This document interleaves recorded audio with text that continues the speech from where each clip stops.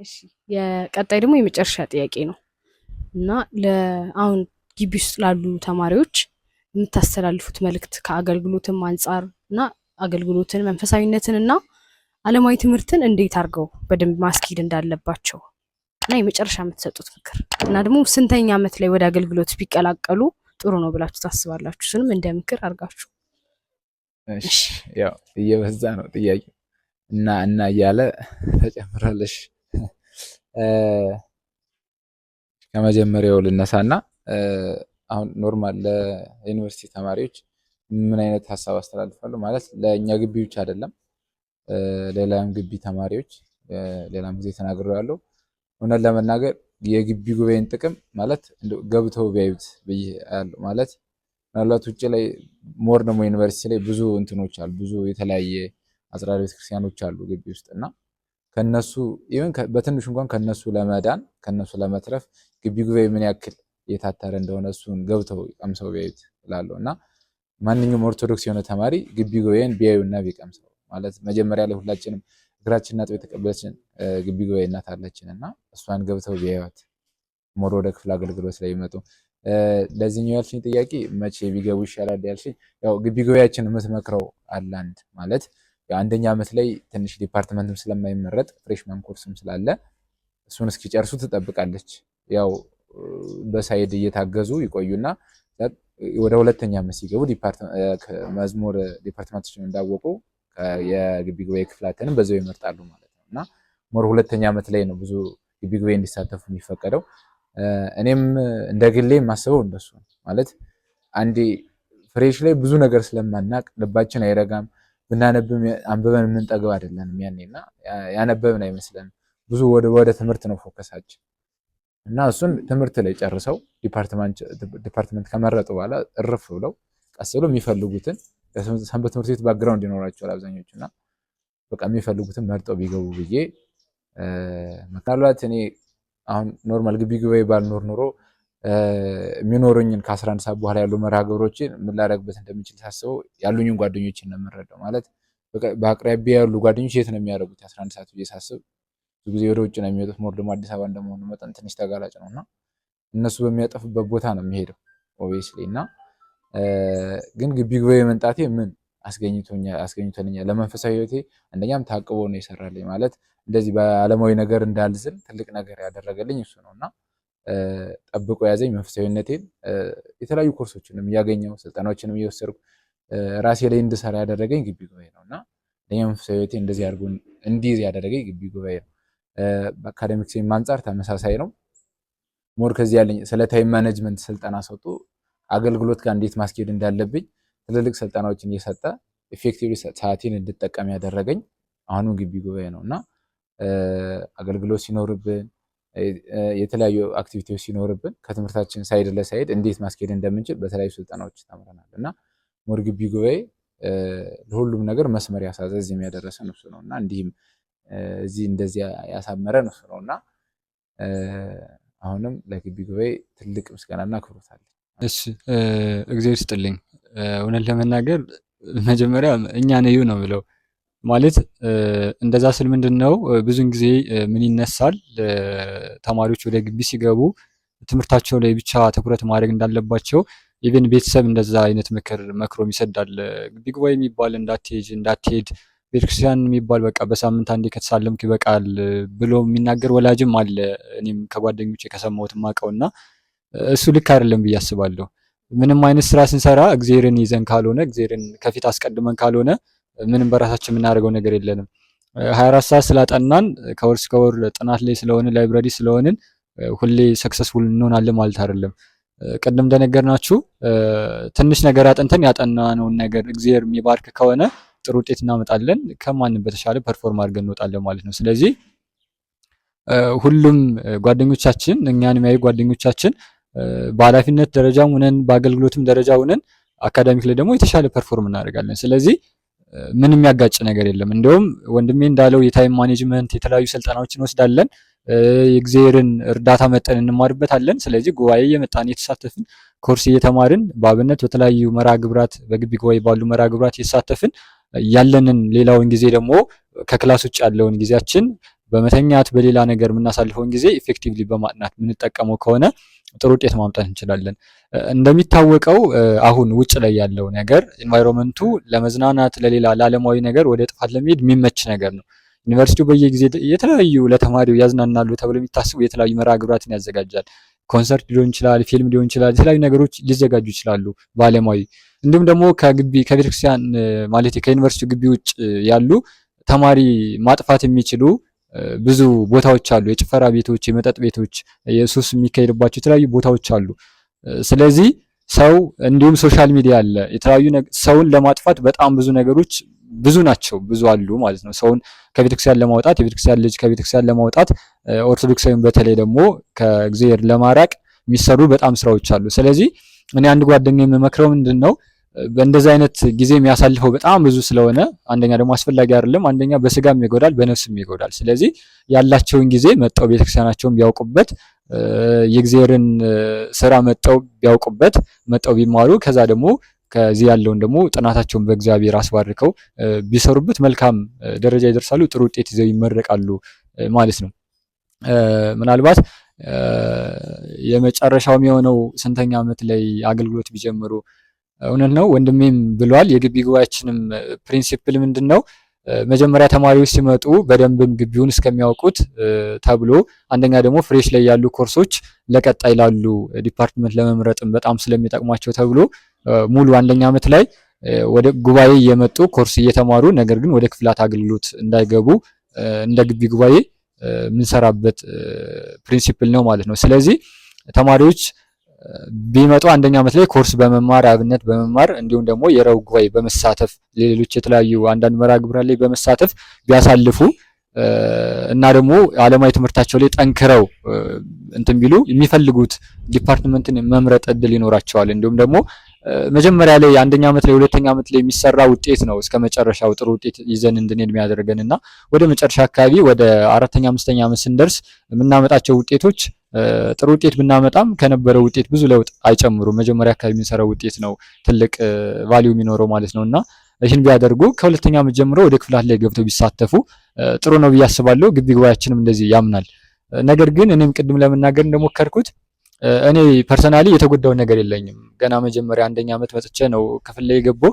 ነገር ግን አገልግሎትም ትምህርቱንም ጎን በጎን ስለማስኬደው ምንም የተጎዳውን ነገር የለም ብዬ አስባለሁና ሰው እንደራሱ እና ለራሱ ለአእምሮ እንደሚያሳምነው መጠን ይለያያል ብዬ አስባለሁና በዚህ መንገድ ማስኬድ ይቻላል። እግዚአብሔር ይስጥልኝ። መጀመሪያ ጥያቄው ይመስለኛል የዓለማዊ ትምህርቱና የግቢ ጉባኤ አገልግሎት እንዴት አንድ ላይ መሄድ ይችላል በጥሩ ሁኔታ ይመስለኛል። ያው ብዙ መጨመር ይከብዳል እውነቱን ለመናገር ወንድሞቼ በደንብ አንስተውበታል። ግን እንዴት ነው እንደ አበዳሪ እናስበው ራሳችንን ማለት ነው። ታይማችንን የምናበድር አድርገን እናስበውና ሲመለስልን እንደ ባንክ በወለድ ነው የሚመለስልን ማለት ነው። ያቺ ወለድ ምንድነች? ፎከስ ታይም ማለት ነው። የሆነ ታይም ልታጠኑ እኮ ትችላላችሁ። ለምሳሌ የሆነ ሁለት ሰዎች እኩል አንድ ሰዓት ሊያጠኑ ይችላሉ። ግን አንድ ሰዓት አጥንተው የሚቀበሉት አእምሯቸው የሚቀበለው መጠን ይለያያል። ይሄኛው ምንድነው? አንደኛ ፎከስ ታይም ነው። ሁለተኛ ደግሞ ይሄ እንዴት ነው አእምሯችሁም ንቁ መሆን አለበት ይሆናል ስታነቡ ማለት ነው። እሱን ይሰጣችኋል አገልግሎት ማለት ነው። የመጀመሪያውና ዋነኛው ማለት ነው። ሁለተኛ ደግሞ እስካሁንም እያነሳ ነው የነበረው ነገር ነው። ይባረክላችኋል ማለት ነው። ትንሽ ሰርታችሁ ትንሽ ፍሬ ዘርታችሁ እሷ በደንብ የተባረከች ሆና ትመጣለች ማለት ነው። እሱ ደግሞ ሁለተኛ ነው። ሶስተኛ ደግሞ ብዙ አይነት የተለያየ አይነት ሰዎች ነው የምታገኙት። ከነሱ የተለያየ ምክር ታገኛላችሁ። ይሄ እንዴት ነው ለመጠየቅ ደግሞ እንዳትፈሩ። ለመጠየቅም ደግሞ እንደዛ መፍራት የለባችሁምና እሱን ካልፈራችሁና ከጠየቃችሁ ደግሞ በጣም ብዙ አይነት ምክር ታገኛላችሁ ማለት ነው። ምክንያቱም የተለያየ አይነት ሰው አለ። በአካዳሚክ በጣም ፐርፎርም የሚያደርግ ሊኖር ይችላል። ከአካዳሚክ ህይወቱ ደግሞ ውጪ በስራው ዓለም በደንብ የተሳካለት ሊኖር ይችላል። ሌሎች በጎን የሚሰሩ ነገሮችንም እየሰራ በደንብ የተሳካለት ሊኖር ይችላል እና ልምድ ማግኘት በጣም ጠቃሚ ነገር ነው ማለት ነው። እና ያንን ልምድ ደግሞ የምናገኘው ከግቢ ጉባኤ ከአገልግሎት ነው ማለት ነው። እና እንዳልነው የሚጋጭ ነገር የለውም። እንዲያውም እንዴት ነው ፍሬውን በደንብ የሚያበዛ ነገር ነው ማለት ነው። እሱም ብዬ ነው የማስበው። እና ለመጠቅለል ያህል መቼ ቢገቡ የሚለውም ማለት ነው። እዚህ ጋርም እውነቱን ለመናገር እንደው ለመጨመር ከባድ ነው፣ ሁሉም ነገር ተነስቷል። ግን የመጀመሪያ ዓመት ላይ ግቢ ግቢያውን እንወቀው። ምን አይነት አገልግሎቶች አሉት? የመጀመሪያ ስንገባ እግራችንን አጥባ ታስገባናለች። ኦኬ ግቢ ግቢያው ይሄኛው ነው ማለት ነው እንላለን። የሮብ ጉባኤዎች አሉ፣ በየሳምንቱ ኮርሶች አሉ፣ የመዝሙር ጥናቶች አሉ። ቢያንስ እየሄድን ማሰስ እንችላለን ማለት ነው። ምን አይነት አገልግሎት ላይ እኔ መሳተፍ እችላለሁ? የትኛው አገልግሎት ላይ ደከም ብሏል ግቢ ጉባኤያችን? የትኛው ጋር አሻራዬን ባሳርፍ የተሻለ ነገር ማምጣት እችላለሁ የሚለውን ነገር በመጀመሪያው ዓመት ካዩ በኋላ ከሁለተኛ ዓመት በኋላ በደንብ ኢንቴንሲቭ የሆነ አገልግሎት ቢጀምሩ የተሻለ ነው ብዬ አስባለሁ። እግዚአብሔር ይስጥልኝ። ቃሎትን ያሰማል። እኔ አንድ የምስጋና መልዕክት ነው። ያው ከዚህ ደረጃ እንድደርስ በመጀመሪያ እግዚአብሔር አምላክን ነው በጣም ማመስገን የምፈልገው። ያው ከሱ በላይ ማንም የለም እና ከሱ በመቀጠል ቤተሰቦችን በጣም ማመስገን እፈልጋለሁ። ማለት እየደገፉ ብዙ ነገር ታውቁታላችሁ፣ ግቢ ውስጥ ሲኖር ብዙ ቻሌንጅ ይኖራል እና ቤተሰቦች እናት አባቶችን በጣም ማመስገን እፈልጋለሁ። እስፔሻሊ ደግሞ ብዙ ጊዜ እኔ ጓደኞቼ ናቸው። ሞርዳኒ የቅርብ ጓደኛዬ ነው እና ብዙ ነገር እነግረዋለሁ። እስፔሻሊ ከአንደኛ ክፍል ጀምሮ አብሮ የተማረ ወንድም ያለኝ እና በረከት ጌትነት ይባላል። ያው 1 ዓመት ነው የሚበልጠኝ፣ ያው ኩዮች ነው ነው ውስጥ እና እሱ በቃ እንደ ምንም ነገር ሆኖ ስላችሁ በቃ ቃላት አይገልጾም። እሱ ለእኔ እንደ እናትም እንደ አባትም ሳጠፋም እየቆነጠጠ ወይም ነገር እያደረገኝ እዚህ ደረጃ እንድደርስ ያደረገኝ እሱ ነው። እኔ ሁሌ እላለሁ ምን መሆን ትፈልጋለህ ስባል እንደ ወንድሜ ነው መሆን ፈልገው ለምን ብዙ ጊዜ እና እሱ በጣም ኦርጋናይዝድ የሆነ ሰው ነው። ያው የኔ ኩያ ነው የሚመስለው ግን ቀድሞ የበሰለ ወንድሜ ነው እና እዚህ ደረጃ እንድደርስ በደንብ የረዳኝ፣ ስቸገርም ይረዳኝ፣ የሆነ ነገርም ሰውን የሚያበረታታ ችግር የለውም ፈተና ዝቅ ሲል ስናደድ እየደወለ በየቀኑ እንዲህ እኮ ነው እያለ በደንብ የሚያጽናናኝ እሱ ነው እና ወንድሜ ባለህበት እግዚአብሔር አምላክ ይጠብቅ፣ ጥሩ ነገር ይግጠምህ ማለት እፈልጋለሁ። እሱም ትናንት ነው የተመረቀው፣ የማዕረግ ዋንጫ ተመራቂ ነው። 4 ነው ያመጣውና ደብረ ታቦር እንኳን ደስ ያለ ኮንግራጁሌሽን ማለት እፈልጋለሁ ወንድሜ ነው። እዚህ አመሰግናለሁ። እሺ አመሰግናለሁ። እንግዲህ ከሁሉም በፊት ክብሩንና ምስጋናው የሚገባው ለእርሱ ለኃያሉ ለልዑል እግዚአብሔር ነው። ወደዚህ ምድር ያመጣንም ለዓላማ ነው። አሁንም ቢሆን በአገልግሎትም በኃላፊነትም እዚህ ቦታ የሚያመጣን እሱ ስለሆነ እግዚአብሔር ከመጀመሪያው እስከ መጨረሻው ድረስ በዙሪያችን ያሉ እህት ወንድሞቻችን፣ ቤተሰቦቻችን፣ በቤተክርስቲያን በአስተዳደር ያሉ አካላትን ሁሉ ልባቸውን መልካም ያደረግልን አገልግሎታችን በሰላም እንድንፈጽም ያደረገን አምላካችን ስለሆነ ክብርና ምስጋና መጀመሪያ ለእግዚአብሔር ነው የሚገባውና እግዚአብሔር ነው መመስገን ያለበት። ከሱ ቀጥሎ ለኔ ቤተሰቦች በጣም ትልቅ እንትን አላቸው። በተለይ ወንድሜ ሶሎሞን ፈንቴና እህቴ አጸደ ፈንቴ እነሱን በጣም ነው ማመሰግናቸው። ከመጀመሪያው ጀምሮ በአካዳሚክ ውጤቴም ጥሩ ውጤት ይዤ እስከዚህ ሰዓት እንድደርስ በአገልግሎትም በርትቼ እዚህ እንድደርስ የእህቴና የወንድሜ እንትን ቫልዩ የሚረሳ አይደለምና በጣም ነው ማመሰግናችሁ። ቤተሰቦቼ፣ በአጠቃላይ ጓደኞቼ፣ በአገልግሎት የምትመስሉኝ አብራችሁ ታግዙኝ የነበራችሁ ጓደኞቼም በጣም ነው ማመሰግነው። ያው ከሌ ብል ስለሚቀየሙኝ ብዬ ነውና መጨረሻ መናገር የምፈልገው በድክመታችን በብዙ ነገራችን ሁሉ ታግሳችሁን እያገዛችሁን አብራችሁ እዚህ ያደረሳችሁን የግቢ ጉባኤ አባላት፣ የስራ አስፈጻሚ አባላት እንዲሁም ደግሞ የክፍላት አገልጋዮች በአጠቃላይ የቤተክርስቲያን ያሉ የቤተክርስቲያን አስተዳዳሪ፣ ሌሎች የስብከተ ወንጌል ኃላፊዎች፣ የአዲስ አበባ ማዕከል የኛ የማዕከል አስተባባሪዎች እንዲሁም ማዕከሉ በአጠቃላይ አገልግሎታችን በሰላም ጀምረን ለዛሬዋ ቀን ለዚች ክብር እንድንደርስ ስላደረጋችሁን አይዟችሁ እያላችሁ እያገዛችሁ ስላደረሳችሁን ማመስገን እፈልጋለሁ። እግዚአብሔር ይስጥልኝ።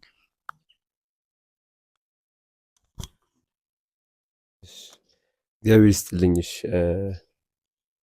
መጀመሪያ እንግዲህ ትናንትም ዛሬም ነገም እስከ ዓለም መጨረሻ ድረስ እግዚአብሔር ይመስገን። በእውነቱ ሁልጊዜ ከኛ የማይለይ እንደ ድክመታችን እንደ ስራችን ሳይሆን እንደ ቸርነቱ ሁልጊዜ የሚከፍለን እርሱ ነው። አሁንም ዘወትርም እግዚአብሔር ይመስገን። ሁለተኛ ደግሞ ያሳደገን እንግዲህ ደብራችን ቅዱስ ሩፋኤልም እርሱም የተመሰገነ ይሁን። በእውነቱ ማለት ሲከፋንም ስንቸገርም ምን ስንልም መተን እንግዲህ የምንነግረው ለዚሁ ደብር ነበርና ቅዱስ ሩፋኤል፣ ቅድስት አርሴማ፣ መላው መላእክት የእነሱም የተመሰገኑ የተከበሩ ይሁንልን። ሌላው እንግዲህ በጣም እንግዲህ ትልቅ ሚና ያለው በእኔ ህይወት እንግዲህ ቤተሰብ ነው። ከቤተሰብም ደግሞ እናቴ እንግዲህ ብዙ ነገር አይታብኝ ነው እዚህ የደረስኩት ማለት ነው። ብዙ ነገር አይታብኝ ማለት ነው እና እግዚአብሔር ይመስገን በጣም አመሰግናለሁ። እንዴት ነው በአፍ በቃ ይሄ እንዴት ነው በአፍ የማይሆንላችሁ አመሰግናለሁ ብትሉት አለ አይደለ? ያን ያህል ምስጋናው ነው ያለኝ ለኔ። እናቴ አመሰግናለሁኝ በጣም። ልጅሽ እንግዲህ ደርሷል፣ አሁን ተመርቋል። አሁንም እንግዲህ ከዚህም በኋላ እንግዲህ በመልካሙ ውዬ ደስታ እንደምሰጣችሁ ለቤተሰቦቼ ተስፋ አድርጋለሁኝ። ግን ስለነበረው ነገር በሙሉ እግዚአብሔር ይስጥልኝ በጣም አመሰግናለሁ ለማለት እወዳለሁ። በግቢ ህይወቴ ደግሞ ለነበሩ መላው ጓደኞቼ ማለት ነው ከጫፍ እስከ ጫፍ ሁሉም ጓደኞቼ በጣም ነው የማመሰግነው። ትንሽ ነገር ቢመስልም ለኔ ትልቅ ነገር ያመጣልኝ ነገር በየቀኑ አሻራ እያሳረፉ እስከዚህ ድረስ ያደረሱኝ በተለይ በግቢ ህይወቴ ጓደኞቼ ናቸው። ስለዚህ ጓደኞቼ አመሰግናችኋለሁኝ። በቀሪው ህይወታችሁ መልካሙን ሁሉ ይግጠማችሁ እላለሁኝ። እግዚአብሔር ይስጥልኝ።